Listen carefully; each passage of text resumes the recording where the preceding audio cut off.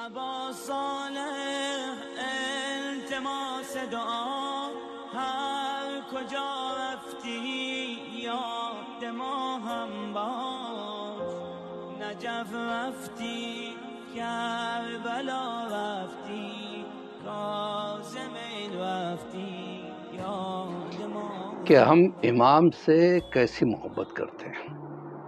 ہمارا دعویٰ ہے کہ ہم امام کے چاہنے والے ہیں۔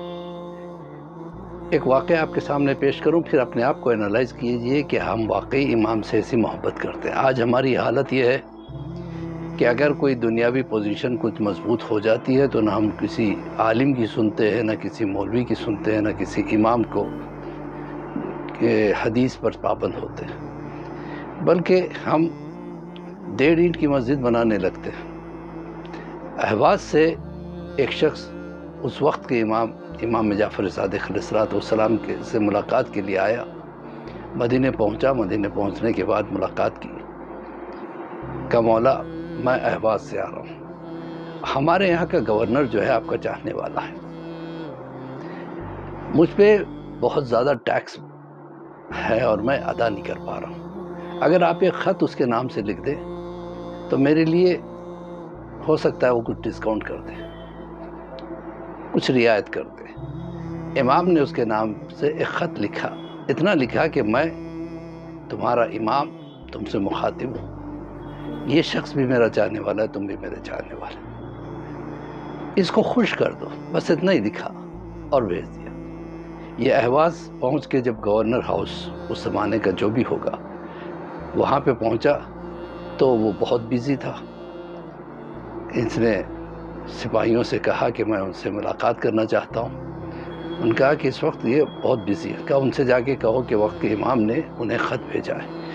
یہ سننا تھا، دوڑا ہوا ننگے پیر دوڑا ہوا باہر آیا، آ کے اس کو سینے سے لگایا، اس کے ماتھے کو چوما، اس کے آنکھوں کو چوما، کہ ان آنکھوں نے میرے وقت کے امام کو دیکھا ہے۔ اس کے بعد اس کے ہاتھوں کو چوما کہ یہ ہاتھ ان کا خط لے کے آئے۔ اس کے بعد خط کو آنکھوں سے لگایا، ماتھے سے لگایا، چوما، اس کو پڑھا۔ پڑھنے کے بعد کہا تمہیں کیا چاہیے؟ کہا کہ مجھ پہ ٹیکس بہت زیادہ ہے، بس میں چاہتا ہوں کہ آپ تھوڑی رعایت کر دیں۔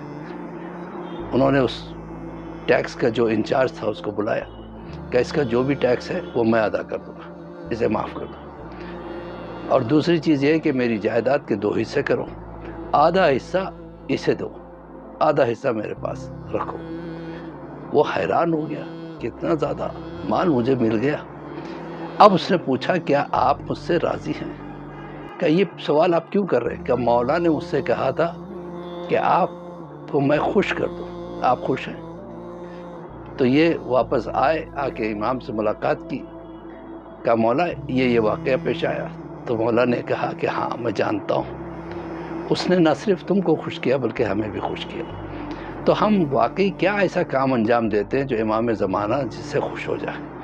یہ انالائز کریں اور اپنی زندگی میں ایک بدلاؤ لائیں۔ جو بھی کریں امام کے لیے کریں، نیت صاف ہونا چاہیے، انشاءاللہ پھر منزل قریب ہوگی انشاءاللہ۔ الأجل مولا مولا